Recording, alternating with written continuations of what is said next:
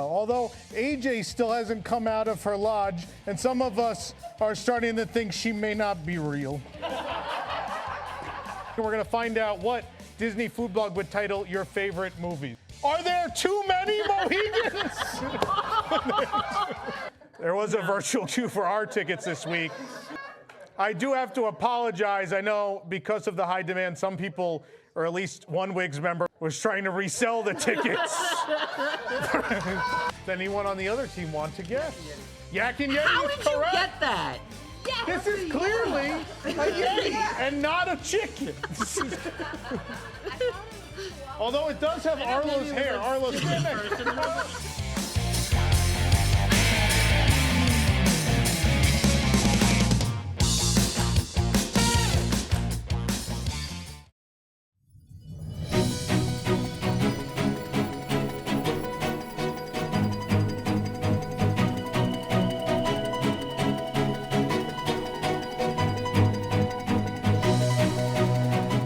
This is News Today with WDW News Today. I'm Tom Corliss of WDWNT.com. Please like this video, subscribe, and hit the notifications bell to make sure you never miss the latest from all the Disney theme parks around the world. Here now is the news for July 17th, 2023, and happy 68th birthday to Disneyland, the one that started it all.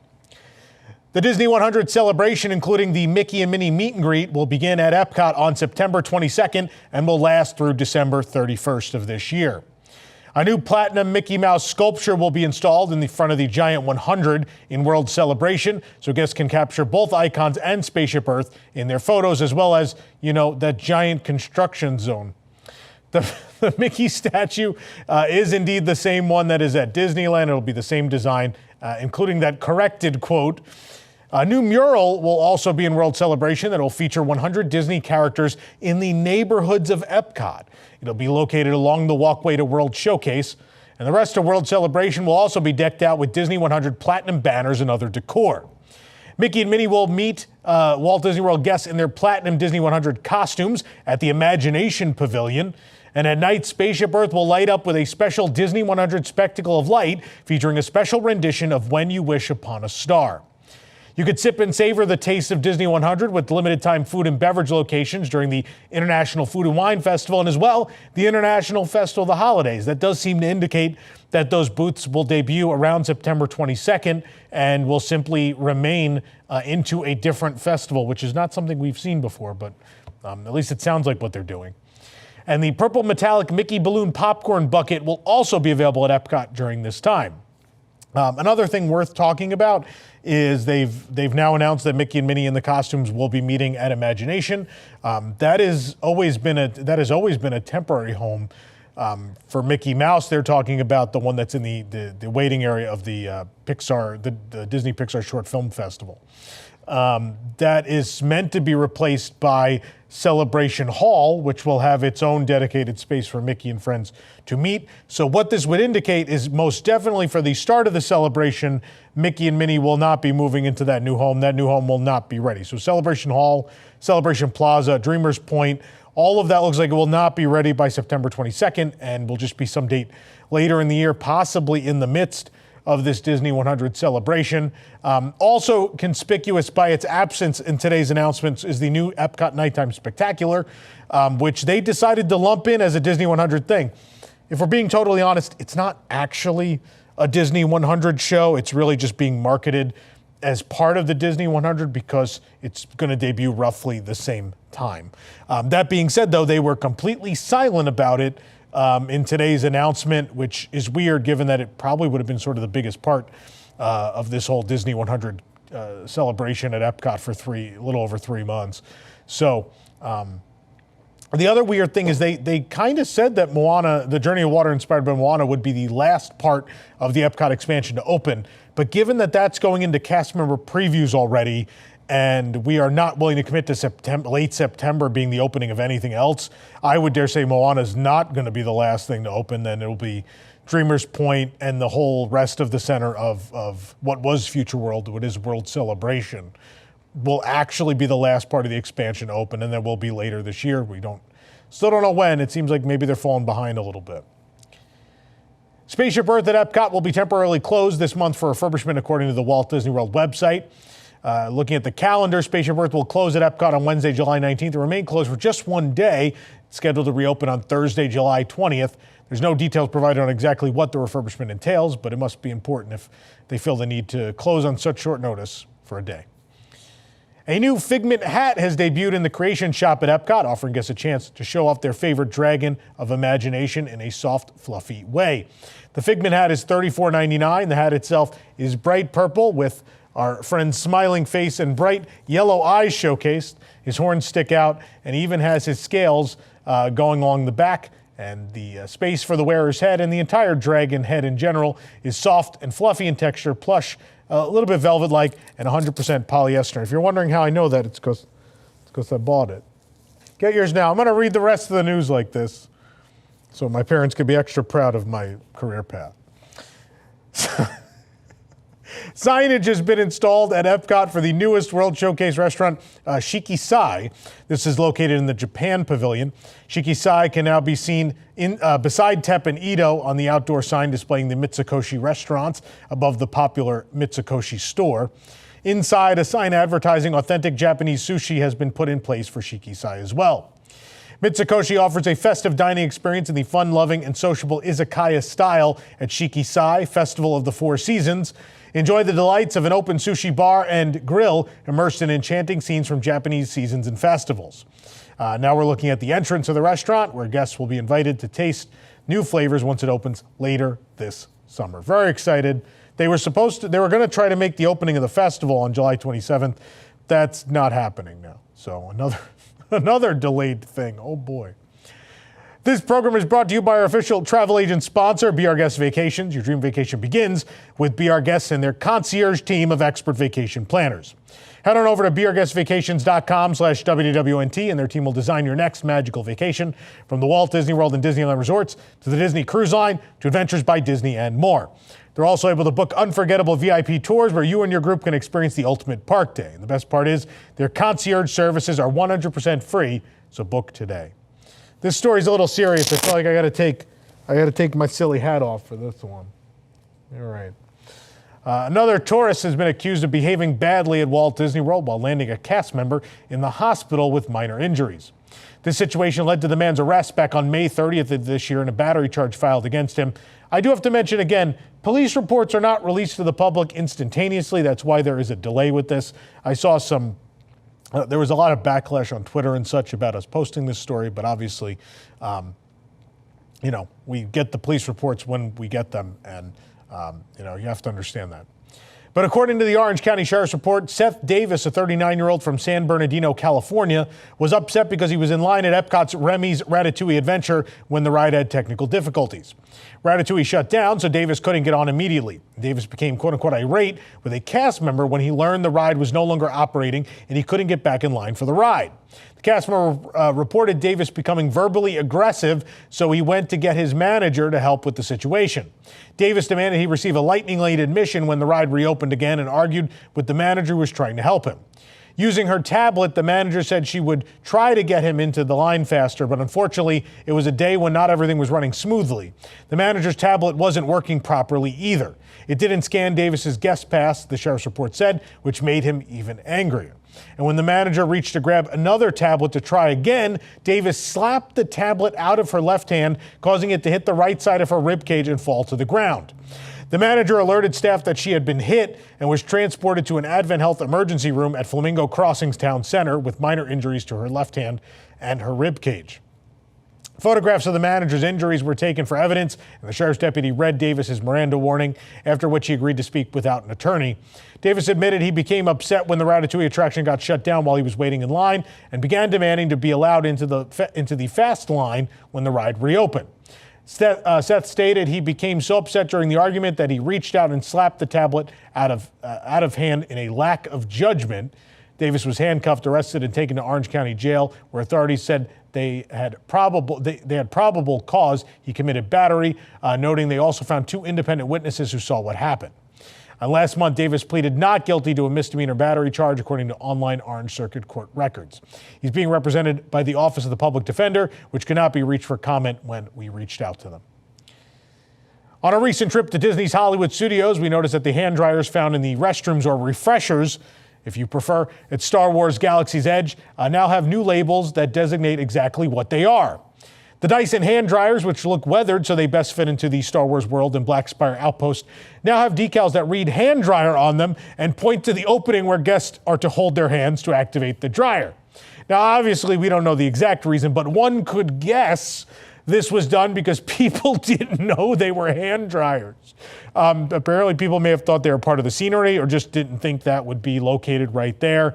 It was too well themed for guests, and they didn't know where to dry their hands, so now Disney has labeled them. Thankfully, the style of the arrow and the font and everything do match the rest of Black Spire Outpost. They did a nice job with this, but this is it's always fun to watch operationally how guests respond. One of my favorite things about this job is watching how guests take in the experience and what they notice and what they don't.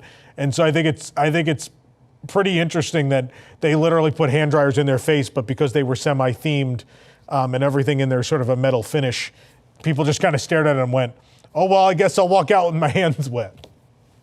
Anyway. A new smoked chimichurri-braised beef option has been added to the Create Your Own Bowl menu at Ratatouille Canteen in Pandora, the world of Avatar. So we went to Animal Kingdom to try it out for ourselves. We do have to note here, this is very important, the previous beef is now no longer available, which I know will be controversial because you probably, like me, loved that beef option. But the new beef bowl is $14.49. They do have it in the combination with the chicken as well. A cast member recommended we try the new meat option with rice and black beans as the base and charred green onion vinaigrette for the sauce, so that's what we did.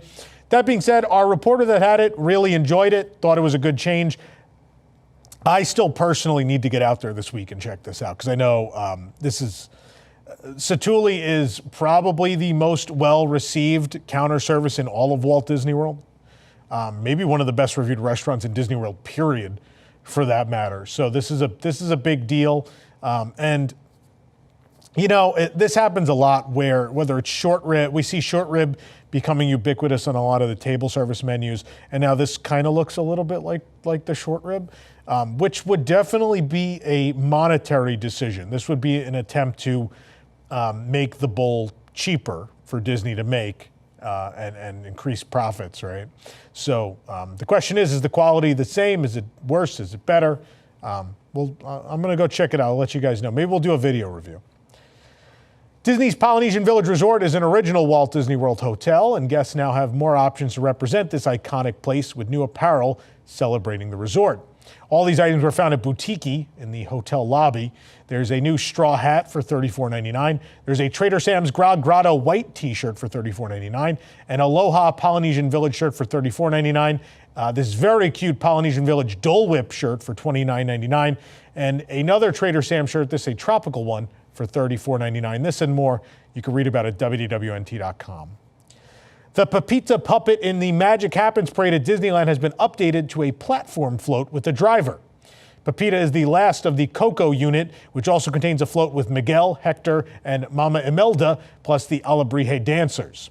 Pepita is modeled after Mama Imelda's Alebrije from the Pixar movie Coco. Alebrije are traditionally wooden animals, and the puppet was made to look like it was crafted in a similar fashion. The puppet, though, is now mounted to a float platform rather than appearing to stroll down the street. The puppeteers are still located inside the float to operate the head and outside to move her wings. There's also now a driver seated in Pepita's belly. The feet still move a little bit, but they no longer touch the ground, obviously. And the platform is black, and so are the driver and puppeteers' costumes to help them blend in. This is sad because I thought it's still impressive, but the Pepita puppet for me was the highlight of the whole parade. But obviously, cast member safety is important. People were getting kind of hurt. So a change was needed. San Fransokyo Square, a reimagining of Pacific Wharf at California Adventure, will officially open on August 31st. The land is inspired by the 2014 movie Big Hero 6 and will include a new meet and greet for a talking Baymax as well as Hero. It's kind of a big deal. We haven't had a talking Baymax before, and Hero's appearances in the Disney parks have been few and far between, especially as a face character. So that's coming August 31st. But San Fransokyo Square will also feature music from EPCOT as well as from the Happy Ride with Baymax at Tokyo Disneyland. The 90-minute background music loop will include 4 instrumental songs from the Happy Ride with Baymax, including B-A-Y-M-A-X. I can't help but sing it. A new angle, happy song, and one sweet ride. I love the music from that attraction. So this is good news. It's sad it won't have the words, but it makes sense because it's not, you're not going to a ride. San Fransokyo Square, for the record, will not have a ride. Disneyland Resort also shared a look at some Baymax merchandise that will be available from San Fransokyo's Makers Market. There's a red youth shirt showing Baymax covered in tape and bandages, a ball cap featuring the healthcare companion with the cat Mochi, and a white shirt has Baymax outlined across the front and back. The San Fransokyo Makers Market will be a storefront stocked with unique apparel, home housewares, and more featuring Baymax and friends. As seen in the concept art, the Makers shelves are situated on robot storage cases with decommissioned battle bots on display, and Hero's Megabot will be in the rafters above. And across from the Makers Market, vending machines will have golden medallions featuring Baymax and other San Fransokyo images.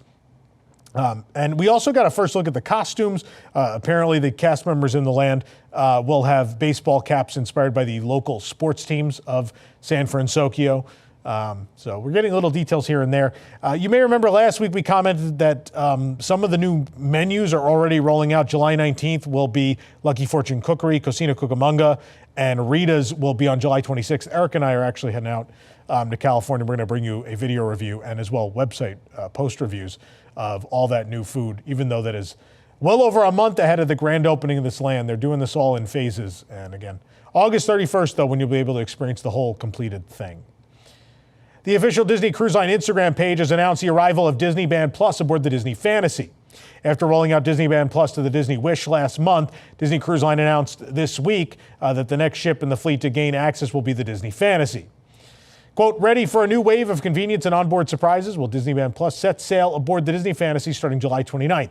If your cruise begins on or after this date, eligible guests can place orders between 45 to 11 days prior to sailing.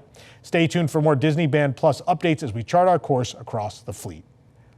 Disneyland Paris set a European and Disney parks record last week, utilizing more drones than any other show ever for their Bastille Day extravaganza. The nighttime spectacular celebrating France and classic Disney films occurred at Chateau de la Belle au Bois Dormant, that's Sleeping Beauty Castle at Disneyland Paris, incorporated over 1,500 drones combined with pyrotechnics. Guests in attendance witnessed Lumiere from Beauty and the Beast, the Festival of Fools from The Hunchback of Notre Dame, references to Ratatouille, and countless other musical and visual spectacles featuring iconic characters derived from French stories. Of course, several French national icons were represented by the drones as well. At the conclusion, a massive French flag in the shape of Mickey Mouse ears appeared. You can watch the full video on our website from our friends at DLP Report. It is worth a watch. It is.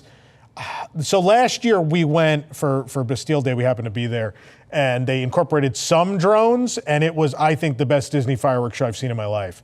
And this looks like it blew that away. So it's definitely worth a watch. Go check it out. Speaking of DLP Report, they have shared a sneak peek at the new hallway design for Disney's Sequoia Lodge at Disneyland Paris. The carpet, walls, lighting, and doors have all been updated. It's highly likely that Sequoia Lodge will be the next Paris property to receive a major refurbishment after the Disneyland Hotel project is complete. A video of these design elements was also available. Each room number sign also features a bear and their cub. This is very reminiscent of the Wilderness Lodge logo at Walt Disney World, but also the California state flag. Of course, Sequoia Lodge is meant to pay homage to the Sierra Nevada region of that state where Yosemite National Park is located, the only place where giant sequoias are found, while their close relative, the California redwood, only exists in northern California and far southern edges of Oregon. The family of trees includes the tallest and heaviest on Earth. Currently, the rooms have an old American West feel with elements of arts and crafts design featuring artwork and from animated classics such as Bambi. The lodge opened in 1992, was original opening day hotel at the resort. It was designed by French architect Antoine Grumbach, who took inspiration from various western United States national park lodges around the end of the 19th century and beginning of the 20th, such as the Old Faithful Inn at Yellowstone National Park in Wyoming. So this is what we call a test hallway. We've seen this many, many times before. We saw this at the Contemporary years before the Incredibles rooms were installed. They've pretty much done this anywhere and everywhere they're planning to do a remodel. They install essentially a test. I know some people are going to go on and on about this is plain, and in most cases I agree. I like Sequoia look, and I love the original artistic integrity of the hotels in Paris. They're amazing.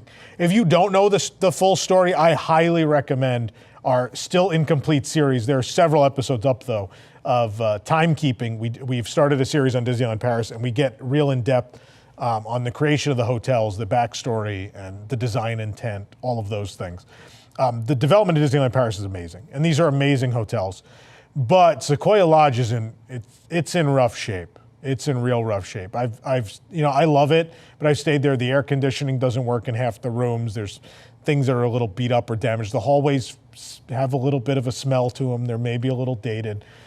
So I love the original design, but I also understand why it may be time to do this. And I don't think this is the worst. This isn't the worst offender I've seen as far as the plain, de-theming of hotels. I don't think this one's that bad, but I don't know. Let us know what you think in the comments. Some of these are worse than others. I know I don't care for them de-theming their hotels, but Sequoia is in desperate need of some help. Hong Kong Disneyland has revealed some of the refurbished interior of Disney's Hollywood Hotel, which is reopening this month. The lobby and 2 restaurants have been updated. The updated lobby has a darker color palette than before. The lobby previously had a blue-based color scheme featuring teal columns and a Hollywood mural. The new lobby has brown columns, dark red chairs, and dark green sofas with various artwork on the walls. The studio lounge has a refreshed gold and marble interior with Marvel details. The Infinity Gauntlet is in a display case between blue velvet booths. Concept art and props are in glass-top tables, and artwork features different Marvel characters. The Ink and Plate restaurant replaces Chef Mickey. A mural of animated Disney characters is on one wall there. Another photo shows a plate shaped like an artist palette with an artist palette cookie. A golden Donald statue is wrapped up in strips of film elsewhere in the hotel. They still haven't given us sort of a full tour of this. I love this hotel, but it also was one that felt like it was in need of an update the last time I visited, which was already 4 years ago, I think. Again, this is another one where it doesn't look, at least from what they've shown us, it doesn't look like they did a bad job. It looks like it's still themed, just a little modernized. Rackety's Raccoon Saloon, a quick service snack shop, has reopened at Tokyo Disneyland with a new version of the beloved Critter Sundae. Rackety's Raccoon Saloon is located behind Splash Mountain, which remains open at Tokyo Disneyland, and there are no plans to close it at this time. According to the Tokyo Disney Resort website, the story goes that Rackety the Raccoon, once a moonshine maker, had a brewing accident when his still exploded, causing the dam to break and flood the area, and thus the name Splash Mountain was born. After that experience, he gave up moonshining and now serves guests soft drinks and snacks. He gave up making moonshine for the more lucrative business of ice cream sundaes. Rackety Raccoon is my favorite backstory in the history of Disney parks. We have a long history with it here at WDWNT.